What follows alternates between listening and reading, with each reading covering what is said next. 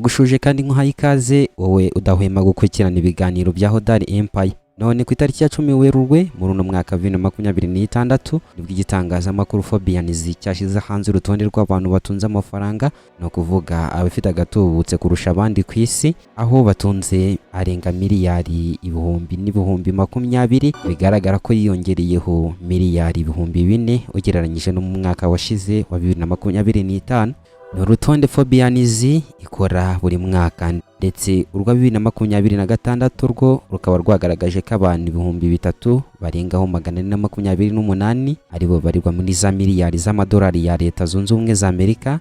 Bigaragaza kandi ko hiyongereyeho abantu bagera kuri 400 ugereranyije no mu mwaka ushize wa 2025. Gusa igitangaje, Elon Musk ni wongeye kuza kugaruka ku mwanya wa mbere mu bantu batunze amafaranga menshi ku isi muri uno mwaka wa 2026, aho kuri ubu ngubu abarirwa miliyari 839 z'amafaranga ya Leta Zunze Ubumwe za Amerika. Ubutunzi bw'uyu munyemari ubwo ni Elon Musk, niwe washinze Tesla ikora imodoka z'amashanyarazi ndetse n'ikigo cy'ibyogajuru kizwi nka SpaceX. Ubutunzi bwe bugaragaza ko bwikubye kabiri, kuko mu mwaka ushize yabarirwaga muri miliyari 497 z'amadolari ya Leta Zunze Ubumwe za Amerika. Musk w'imyaka 54, uwo ni wa muherwe Elon Musk.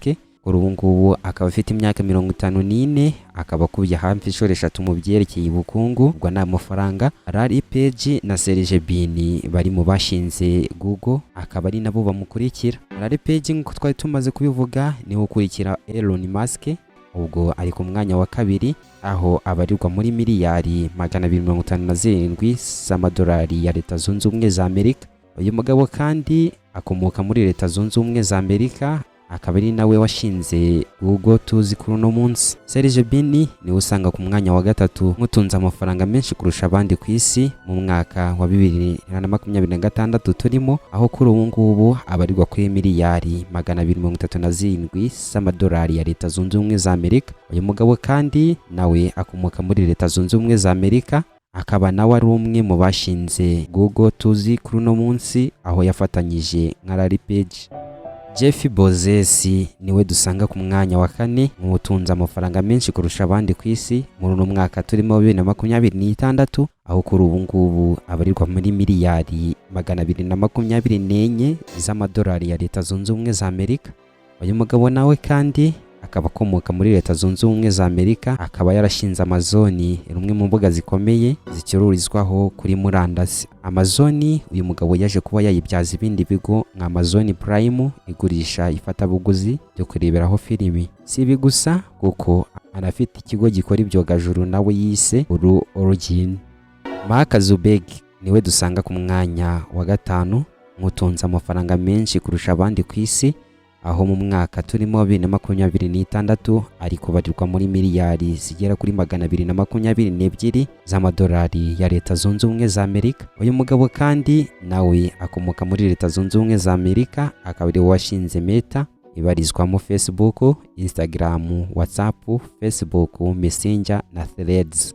Larry Ellison ari ku mwanya wa 6 mu bafite amafaranga menshi kurusha abandi ku isi, aho muri uno mwaka turimo 2026 ari kubarirwa mu mafaranga agera kuri miliyari 190 z'amadolari ya Leta Zunze Ubumwe za Amerika. Uyu mugabo kandi nawe akomoka muri Leta Zunze Ubumwe za Amerika, niwe washinze Oracle, kimwe mu bigo bikomeye bicuruza porogaramu za mudasobwa n'ibijyana nazo nk'ububiko bw'amakuru n'ibifasha kuyarinda, ndetse n'ibindi bikoresho bigiye bitandukanye by'ikoranabuhanga. Bernard Arnault niwe dusanga ku mwanya wa 7 mu batunze amafaranga menshi kurusha abandi ku isi, aho muri uno mwaka wa 2026 ari kubarirwa muri miliyari 171 z'amadolari ya Leta Zunze Ubumwe za Amerika. Uyu mugabo we akaba akomoka mu gihugu cyo mu Bufaransa, aho ubutunzi bwe abukomora kuri LVMH icuruza imyenda y'igiciro cyo hejuru ya Louis Vuitton hamwe na Moet Hennessy, ikaba yo icuruza imivinyo ndetse n'inzoga.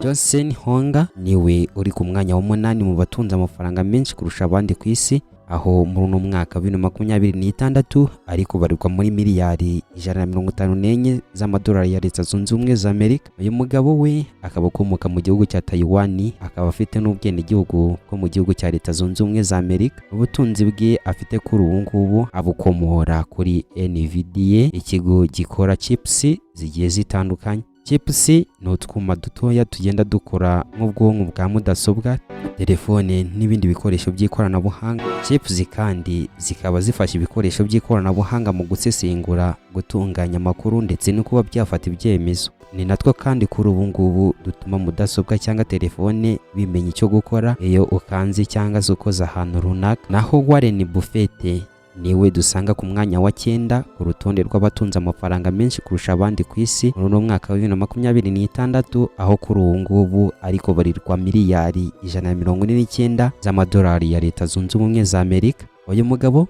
nawe kuri ubu ngubu akaba akomoka muri Leta Zunze Ubumwe za Amerika. Ubutunzi bwe abukomora muri Berkshire Hathaway, akaba ari ikigo cyashoye imari mu bigo bigiye bikomeye birimo iby'indege nka NetJets, Apple, Bank of America, Coca-Cola ndetse no mu bitunganya ibyo kurya nka Cafe Heinz. Amachiyo Ortega niwe dusanga ku mwanya wa 10 mu batunze amafaranga menshi kurusha abandi ku isi muri uno mwaka, aho kuri ubu ngubu ari mu babarirwa miliyoni 149 z'amadolari ya Leta Zunze Ubumwe za Amerika. Uyu mugabo kandi we akomoka mu gihugu cya Espagne. Ubutunzi bwe abukomora ku kigo cya Zara, uruganda rukomeye mu gutunganya imideri, imyenda, inkweto n'ibikapu by'agaciro ndetse kandi bikaba binagurishwa ku giciro cye hejuru.